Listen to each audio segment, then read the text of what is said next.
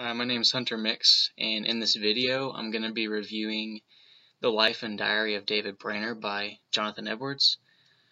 So Jonathan Edwards, like I said, compiled diaries and journals of David Brainerd, and this took place after David Brainerd, a missionary to Native Americans, died in Jonathan Edwards' home.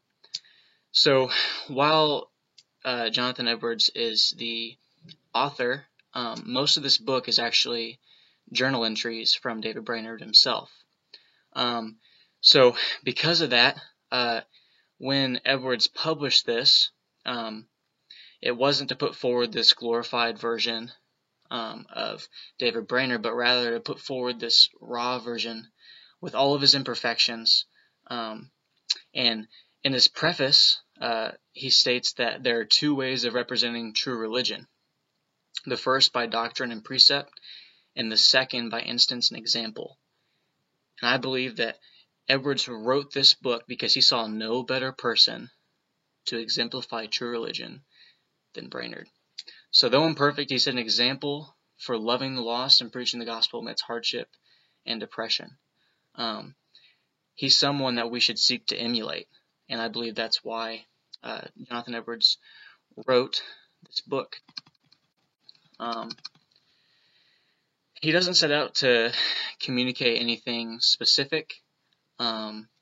He just kind of narrates the life of David Brainerd and provides commentary as he goes through his journals.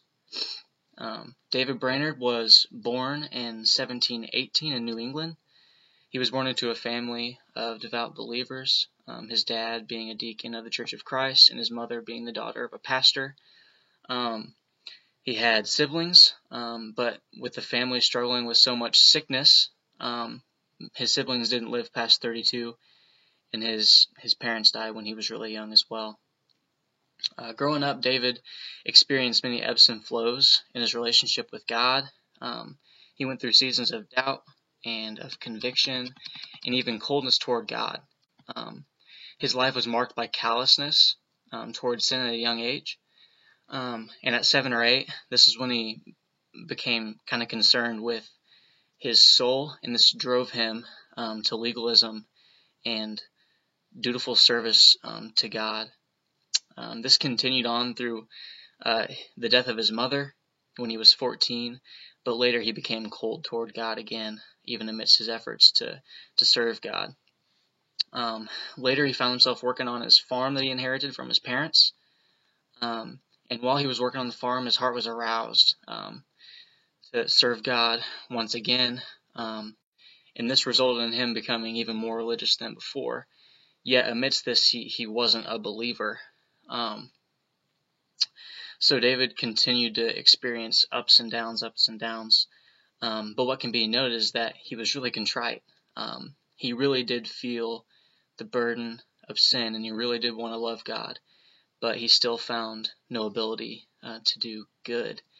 And it's because of this that he knew his piety wasn't enough before a holy God. This was when he was compelled actually to go to Yale and study and become a preacher. And in his time at Yale, this is when he became a believer.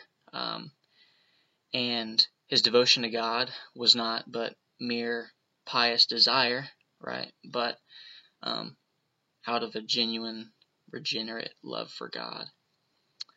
Yet amidst his efforts and his conversion at Yale, he was actually expelled because of a comment that he made to a tutor, and his plans of being a preacher were crushed, and he was never able to go back to Yale. However, this moment in Brainerd's life was actually used by God to lead him where we'll see he was about to go, and God called him to preach among the Native Americans, to be a missionary among Indians. And so while his desire to go and to be a preacher was crushed, and his dreams were crushed, God used that to call him to a new field, and that was to preach among the Indians. So this is what he did. He was sent. He went and preached to the Indians, and he did this throughout the colonies in the East. He rode his horse through all the colonies, seeking to preach among those people. As a result of his efforts, many Indians came to belief, and this man was marked by so much compassion toward these Indians. And this is seen in all of his entries when he sees their idolatry, and he just desires to bring it to a halt, but he has no idea what to do. And he was crippled by depression and anxiety and sickness, and all of these things contributed to the trials that he experienced while he was working among these Indians. Yet amidst all these things, he remained faithful to God and sought to do what was right in the eyes of the Lord, and sought to see souls saved. And then finally we see at 29 he became sick with tuberculosis and he died.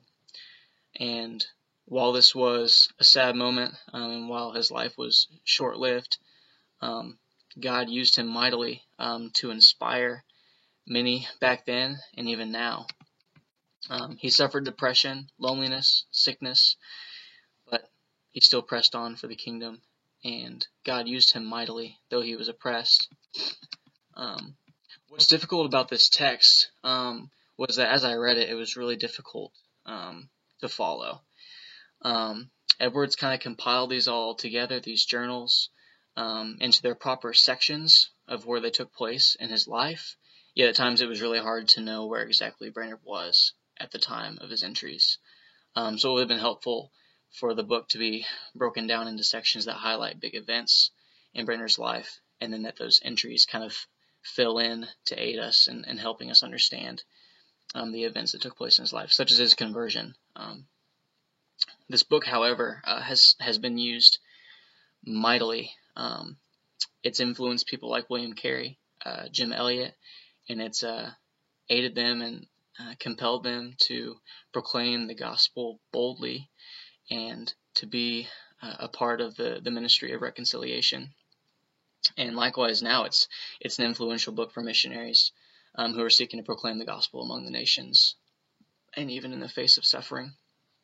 This book has really been an inspiration to me as I've spent time overseas, and hope that that's what my life's going to be about in a cross-cultural context.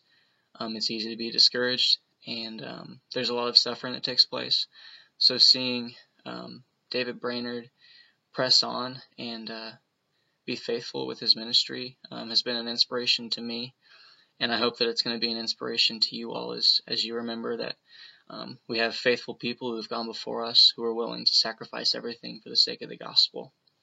So that's my review on the life and diary of David Brainerd by Jonathan Edwards. Thank you.